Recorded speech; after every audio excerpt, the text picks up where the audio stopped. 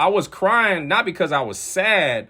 I was crying because what God was doing, he was unwinding me of all of the lies. Wow, that's so good. All of the ceilings that society put me, and everything that everybody has ever said to me, publicly, privately, from my family, anybody, he was just unwinding everything. So it was like I was just draining myself, crying like a little baby. And he's like, you're mine now. I'm about to rebuild you so you know what it looks like to be my disciple, to be in love with me, and more importantly, for you to do the same with your children, to be a father.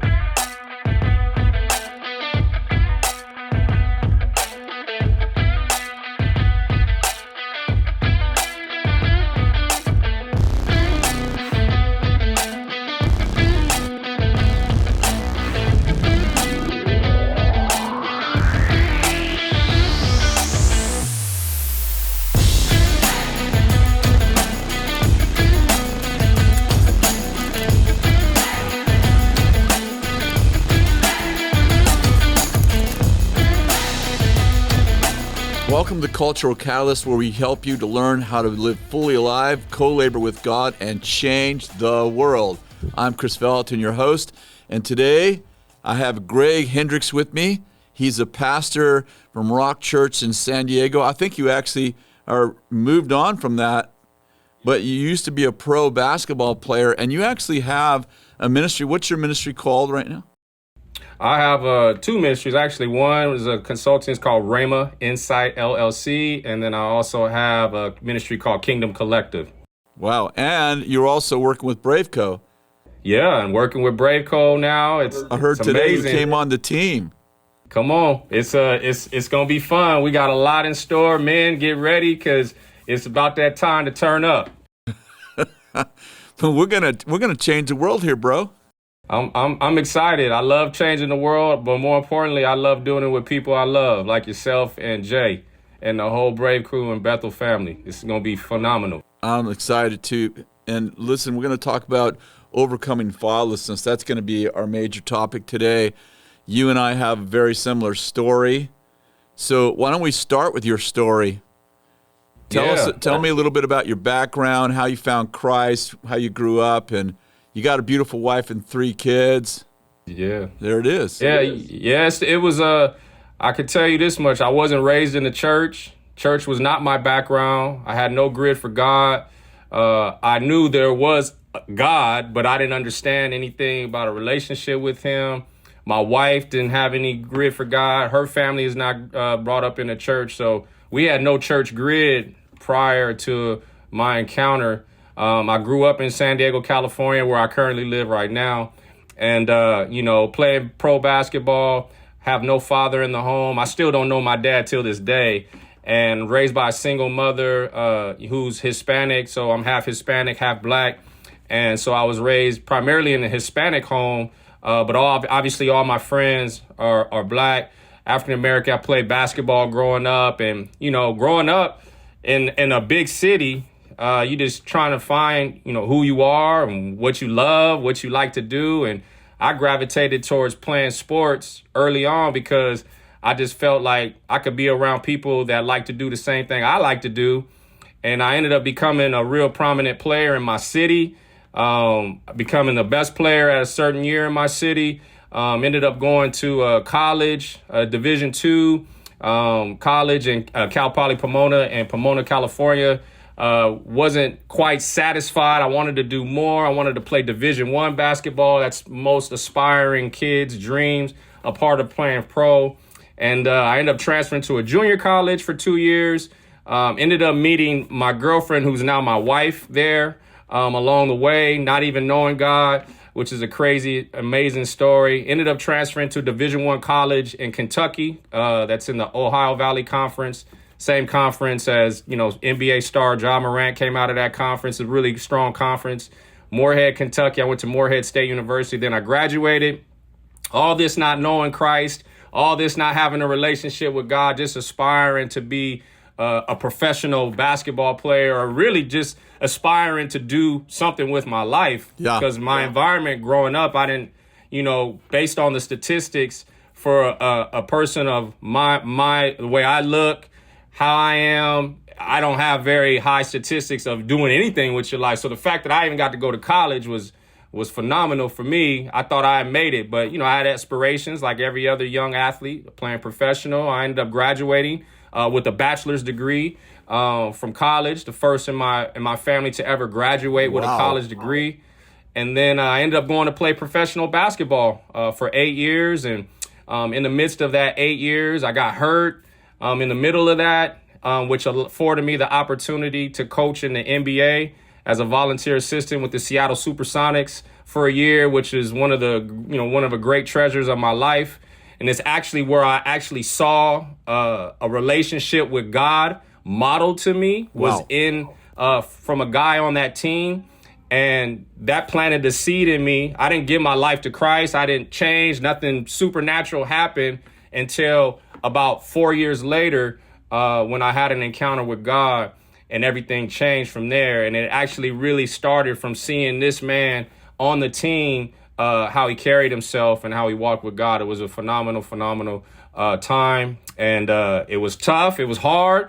I didn't know what I was doing, just kind of working my way, not having a father, not having someone speaking into my life as a male figure. But God, in God's grace, now that I have language for it, in God's grace, everything worked out for the good till this day. So just a small snapshot, and we can get into some particulars, but that's a small snapshot of coming up and growing. How old was your mama when she had you?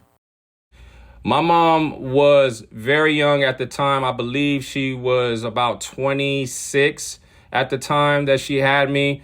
And she worked hard. I mean, she was a single mom. She was working really hard. She was really not around much because she worked multiple jobs like most single moms do. Yeah. My grandmother was around a whole lot more.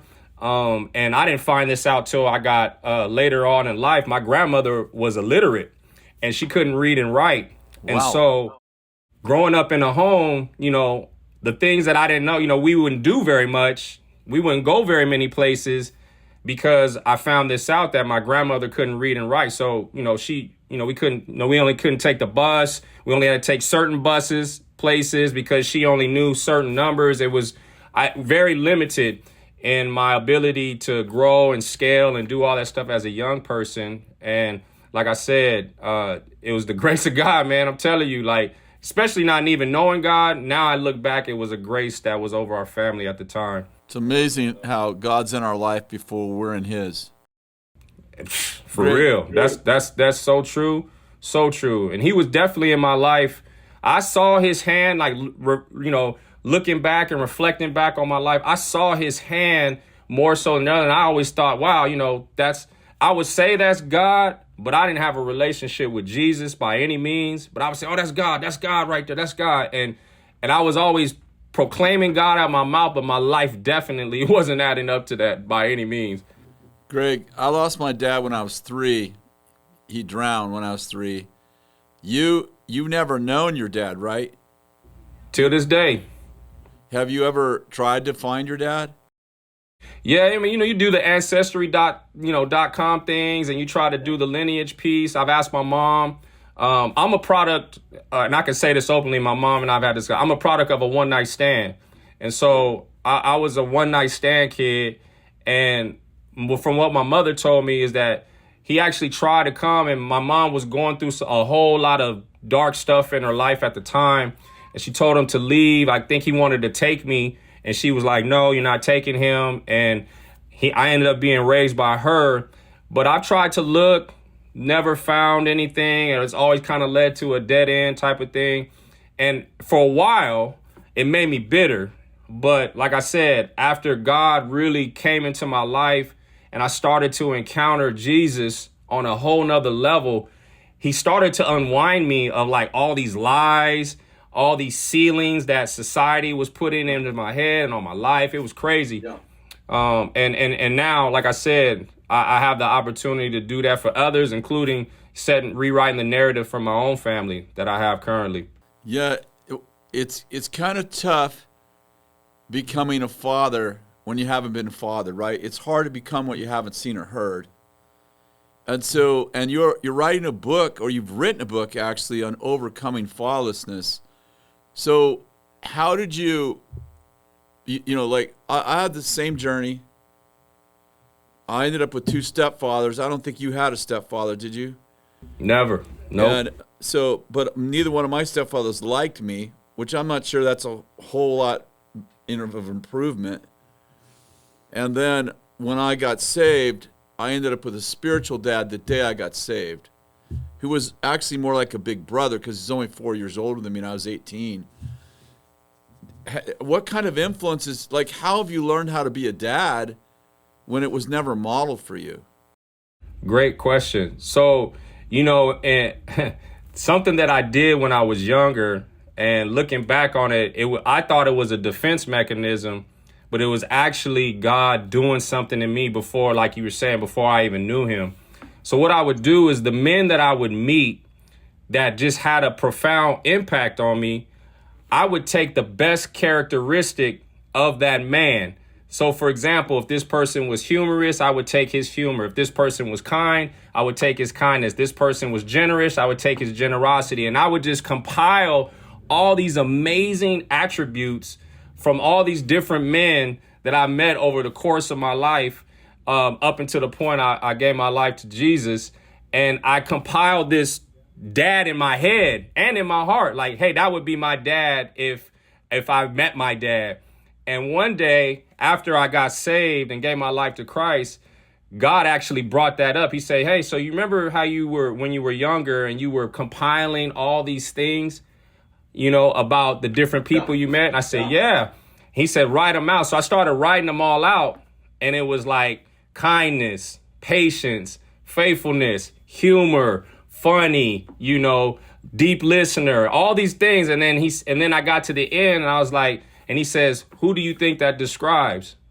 And it just hit me like a ton of bricks. I was like, that describes you. He said, that's how much I love you and how much my grace has been in your life, that I would reveal myself through these different people, through those attributes. That was my starting point of learning to become a father, was taking the best attributes out of these people and compiling in my heart and in my mind what I thought in my heart and my mind a real dad should look like. So you kind of had a fantasy dad who became your reality dad, right? Yeah. You're kind of living with this fantasy of, hey, my dad probably looks like this. And you take all those attributes, the best of all those men, and you're like, this is my fantasy dad. This is what I believe in. If my father ever showed up, he would look like this. Absolutely. And then you get saved and your father shows up. Yeah, absolutely. And he actually looks like that. And one of those characteristics was challenging me, like pushing me, like jamming me up. Like it wasn't all just airy. Yeah. It was like hard stuff like, yo, watch your mouth. Why are you treating that girl that way, or whatever the case may be? Like it was hard things as well as amazing things. And like you said, at the end, I looked at it, I was like, wow, that's God. Like that's you. And he was like, yeah, that's me. And it was just, man, it made me cry. I cried for like 3 days straight, especially, because I gave my life to Christ, and I saw like his grace before I even had language for what that was. I know you pretty well. People say this about me too. It's amazing how healthy you are for how broken of a background you have. And how much of that, like when you received Christ, how did that change your life? I know you were already on a trajectory. You're already looking for God. You already have something going on inside of you. You saw a man who knew God, and it planted a seed in you. When you actually received Christ, what kind of impact did it have on you? Man, it changed everything. Prior to that, playing professional basketball, doing all these things, traveling the world, seeing the world, making a little money, but not a whole lot of money. I just wasn't fulfilled, honestly. And I was like, man, there has to be more to this. And by that time, I had my second son. So now I'm in this thought of my mind, like, I got to do something for my children. And I don't even necessarily know how to be a dad, because half of the time out of the year, I'm not even at home. My wife's holding down the fort. Her family's helping her. I still don't even know how to be a dad, so there has to be more. So when I gave my life to Christ, I gave my life to Christ actually at probably one of the lowest points of my life. Wow. It was when I got back from playing professional basketball. It was my last year playing. I was coming back from the Ukraine, and I didn't have a really good experience there. And when I was flying back, I knew, I was like, I'm done playing professional basketball. Like, I just didn't have it in me anymore. And plus my family was developing. I was at work overnight and talking to one of my friends. I worked an overnight security job at a golf resort in Washington at the time. And I was talking to my friend, and he was telling me about an evangelist out of San Diego. He's like, man, you like this dude? He's funny, man. You'll like the church, blah, blah, blah, blah. He's just going on and on. And I was like, oh, let me check it out. So I went online and watched 3 online services at the time. This, again, no grid from God at all. No grid for God. And by the 3rd service, he gives the altar call on the video. So I stand up in the middle of work, say, okay, you know what? Jesus, I'm really giving you my life. Like, no more games. I'm not saying that. I'm really going to give you my life, and I'm not turning back. And this bright light came into the room. I thought I was having a heart attack. I didn't know what was going on. This bright light came into the room, and it felt like, I don't know, it may have felt like 15 minutes, but in reality, it was really only like 5. And I just started crying, and I was crying not because I was sad. I was crying because what God was doing, he was unwinding me of all of the lies. Wow, that's so good. All of the ceilings that society put me, and everything that everybody has ever said to me, publicly, privately, from my family, anybody, he was just unwinding everything. So it was like I was just draining myself, crying like a little baby. And he's like, you're mine now. I'm about to rebuild you so you know what it looks like to be my disciple, to be in love with me, and more importantly, for you to do the same with your children, to be a father. And I was like, man, so I'm just crying. This light's in the room. My heart's beating really quick. I'm sweating. And then it leaves. And then I'm back at work, and that's it. And I'm like, well, I guess I gave my life to Jesus. I guess that's it, and so I came home that morning. And I told my wife, and I told my girl, she was my girl at the time. We weren't even married. And I said, I believe I gave my life to Jesus, and he wants me to get on a plane and fly to San Diego. And she says, you gave your life to who? And I was like, I gave my life to Jesus. And she was like, and she got snappy with me. She actually got pissed off. She was upset. She goes, really? And God's speaking to you? I said, yeah, he told me to get on a plane and fly to San Diego and meet this pastor. It's weird. Like, I'm hearing him, like I can hear him talking to me. And she was like, what'd he say about me? Is he saying anything about me? She got really upset. And she could tell you this, and she would tell everybody that's watching this. She thought at that time that our relationship was over. She thought that we were going to split and that we weren't going to be together anymore because I was going this way. She didn't even have understanding or grit, and her family wasn't raising it, so she felt disqualified right away. Wow. And so I ended up getting on this plane, flying to San Diego, meeting a pastor, which is a whole nother God story. But at the end of the day, what was really beautiful about that is that I no longer felt like there was a cap on me anymore. Like, I was like, man, I can actually learn how to, be a husband and be a dad to my kids. And prior to that, last thing I'll say about that is that I wanted to marry my wife, but I had a real problem with being a womanizer. And she knows this. And so I struggled with that. And so I didn't want to be the guy that married his wife and be that dog that's cheating on his wife. I didn't want to do that because I've seen it break families, and I seen what it did. And I wouldn't want to raise my kids that way as a father. And so when I got saved and gave my life to Christ, I heard this real clear. He said, you can marry my daughter now. You have my permission. And then that's how we got married. And did that change your relationship with her? Oh, totally. Because I'm not going to sit here and lie. I mean, it was out the gate. It was tough because I'm growing and, trying to help her grow at the same time. We weren't a part of an amazing church at the time in the small town we were living in. I mean, I lived in a really, really small town in Washington State. Talking about 2,000. It's like smaller, almost smaller than Weaverville. If you can even imagine that. That'd be hard. But I mean, it's a town of one gun, one bullet, one sheriff, one black person. It's all a one of everything. And you were the one black person. Yeah, exactly. But I found God there, and literally, the Lord had to take me out of my city, literally put me in the wilderness for me to discover Him. But when that happened, everything started turning, and it was like, how obedient and how faithful you're going to be to me, because the more obedience you give to me and the more faithfulness you give to me, the more I'm going to do that in your understanding of how to be a father, a husband, and more importantly, a believer in me. How long was it before you guys got married? I don't. We ended up getting married the following year. Wow. So I got saved in 2009.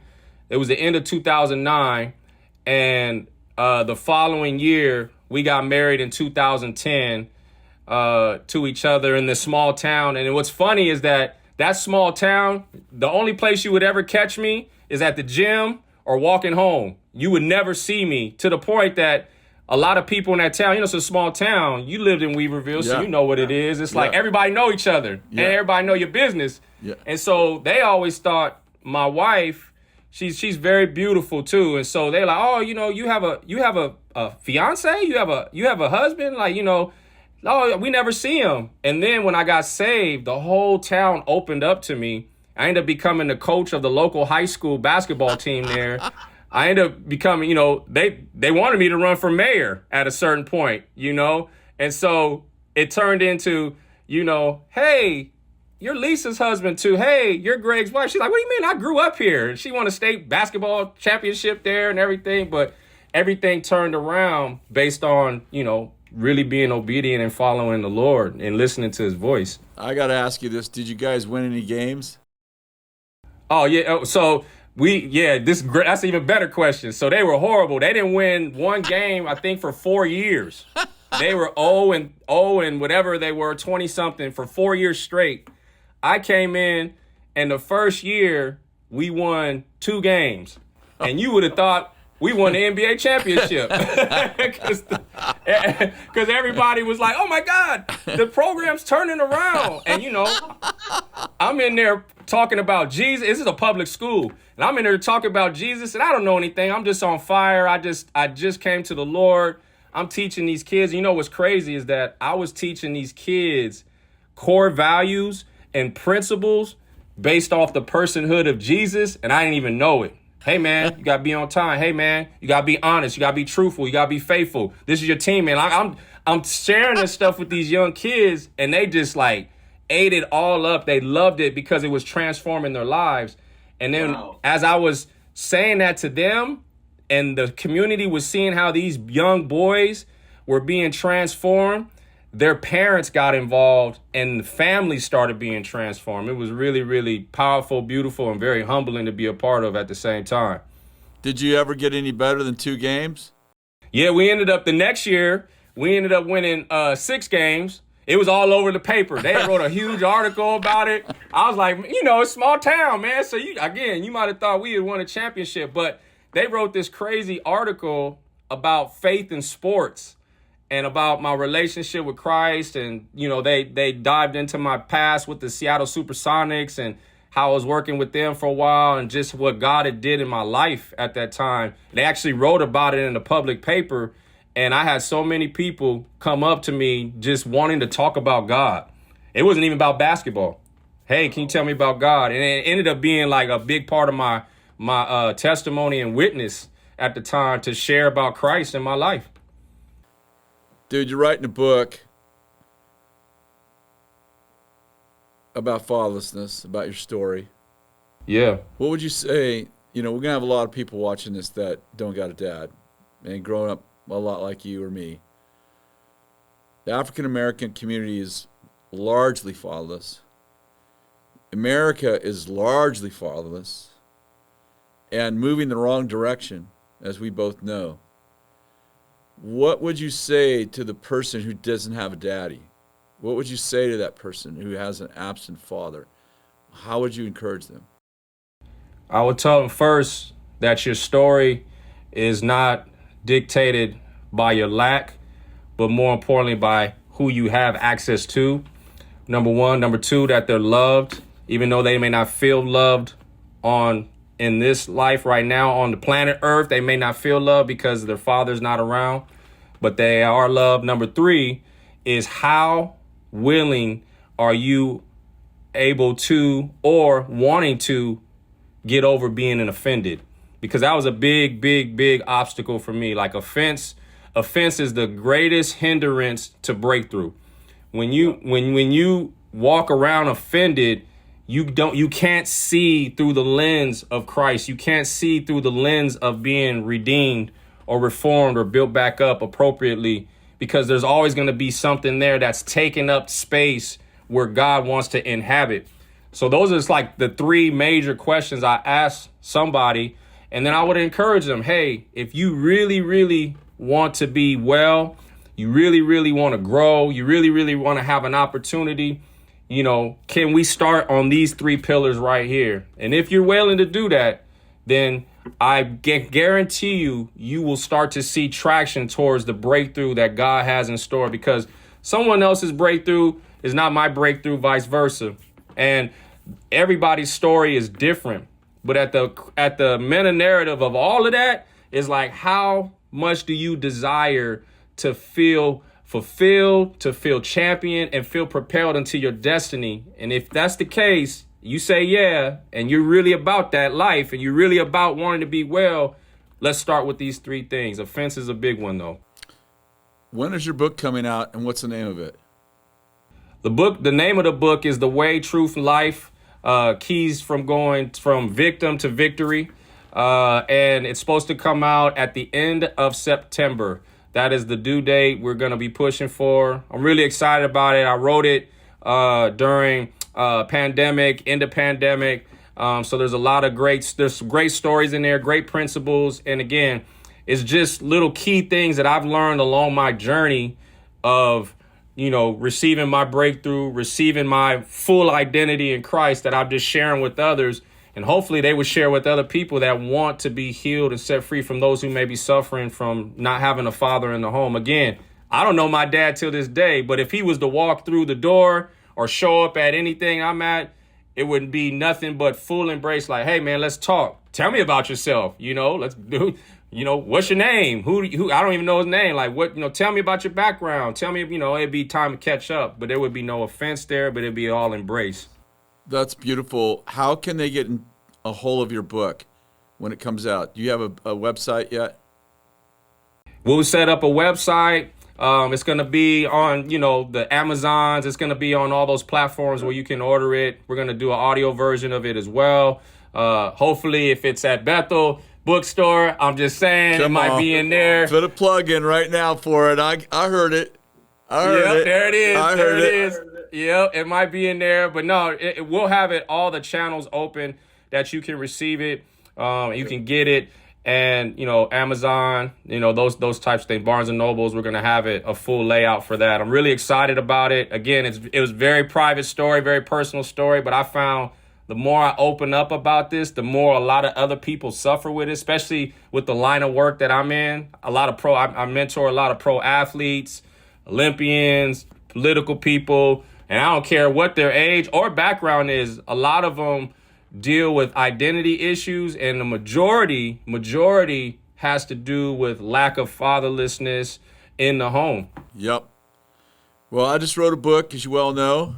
Mm-hmm. It's called Uprising, the Epic Battle for the Most Fatherless Generation in History. And it's released October 25th. So, hey, I want you to plug it. And you got it. We got this 5-part series I want to tell you about. 5-part series. It's it's a fathering series, 5-part video series. Features so many stories about hope, especially for people who are coming out of fatherlessness. You can learn and register at www.theuprisingbook. So that's www.theuprisingbook.com. We'd love to have you on there. And Greg, I'm so thankful for you. I'm so thankful working together now with Jay and Braveco. And this was a fantastic interview. And I'll give you my word to help promote your book, because we're on the same page. I know your story, and we just need to put our lives together and help turn this generation around. Thank you so very much for being on. Give your wife my love, and we'll do it again. Absolutely. I appreciate it. Love you too, bro. God bless you. Bye now.